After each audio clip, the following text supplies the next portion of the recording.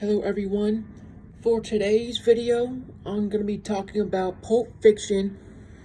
That's featuring Uma Thurman, Samuel L. Jackson, John Travolta, and many more. And most importantly, the director Quentin Tarantino, hopefully I got his name correctly. He is a unique director and does things in a unique way to confuse the viewers, but also connects the stories that he's involved in. And that's what I like about his stories. And in this case, it goes to Pulp Fiction. Before I go into the reasons why it's unique and go into the story, first I want to say thank you to my subscribers that made this possible. That all of you, this won't be happening in the first place. So again, thank you from the bottom of my heart. I won't ever forget that. My channel is at History Buff 2.0. I would greatly appreciate it if you subscribe to my channel. It'll help me go a long way.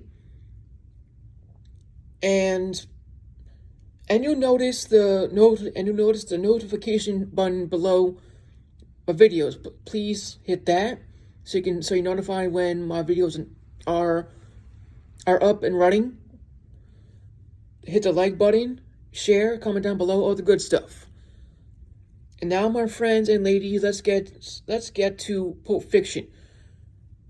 It's unique in its own way because the stories, to make these people understand who never seen it, this was shaped in few different stories, but the characters and stories were intertwined without you knowing it. In that case, for the story, how it goes is where a robbery takes place,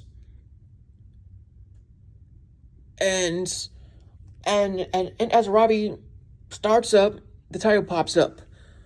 And then pops up a different story. And the robbery in the question goes towards the end of the film.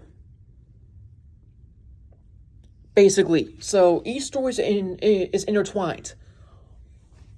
So basically where Jules, played by Samuel Jackson, and the other character played by John Travolta, forgot the character's name, and everything. They basically collect a suitcase from a bad business associate who screwed over their boss, Wallace. Wallace is the key throughout these stories. If you've seen the film, you know what I'm talking about and how he's intertwined in these stories and these dilemmas. If you haven't seen it, I'll go into slight detail. So basically, after they basically get the suitcase and everything, that story ends and then goes to a different story, but that story continues way later with another one, which I'll mention more obviously now. I'll mention it. Basically, everyone gets shot in the apartment. This is the final story, so keep that in mind. Everything's intertwined. Basically takes the final. They use the N-word a lot in this film, so I'm not going to use the word itself because I don't want to offend anybody. But they basically kill a black person, but they use the N-word. And John Travolta kills that character by accident. And Jules has to call a friend to store the car to fix the problem. And the problem does get fixed. I'm not mentioning how it gets fixed, but it gets fixed, but it mentions their boss, Wallace. And that's where the robbery takes place that you saw in the beginning of the film. Shortly before that, other stories are intertwined as well.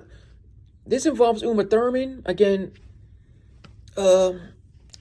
Wallace, their boss, and John Travolta takes out his boss's wife and doesn't want her to be alone, which is understandable. So that's companion. Nothing nothing like that. But two human beings going out to dinner and spending time together, that type of stuff.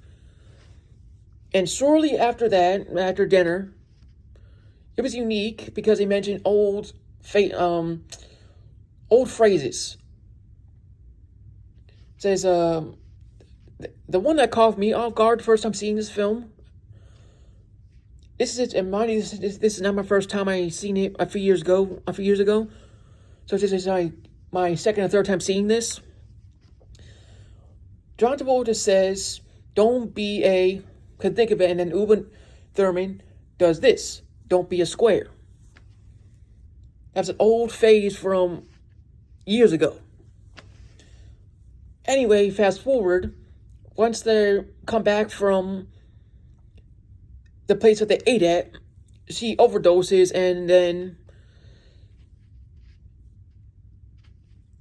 luckily she lives and everything, and the boss doesn't know about it. So John Travolta can live for another day. Amongst other stories, Butcher, the boxer who was played by Bruce Willis before his, his recent appearance, condition, whatever it is. And he is a boxer. And Wallace, again, the boss is mentioned, tells him to be knocked down in the fifth. It gives him money to do that. But when he doesn't do that, however, he's banned from going into the town he was used to and everything else, his apartment. And he has to go back into that town for a watch that his father gave him. Now that his father was holding up his butt and his grandfather was holding up his butt. The whole story. Anyway, long story short, during that time, Wallace, how to say this correctly, spectacularly finds him in the car, and he's right in front of him, and he's surprised and pissed that he sees him, and tries to kill him and everything. And once they go into this shop, and these two people were racist pieces of shit. Obviously. Seen the film, you know what I'm talking about. If you haven't, I'll go into the context. So basically, those two are tied up and everything. And I can't describe enough after this because it's inappropriate to a certain extent. Because I don't want to be marked by YouTube for saying this, so I'm not going to say it. But Wallace gets raped by a dude and everything. There were six son of a bitches and everything else like that. Then after escaping, I'm not telling you how they escaped because that's the whole point of the story, how it ended. And Wallace gave him time to leave and everything, and he took that opportunity. Fresh and clear, whole new start. And those are stories that I mentioned for the best of my ability that were in the film. If I missed a story, I apologize, but that's most of the stories that were there.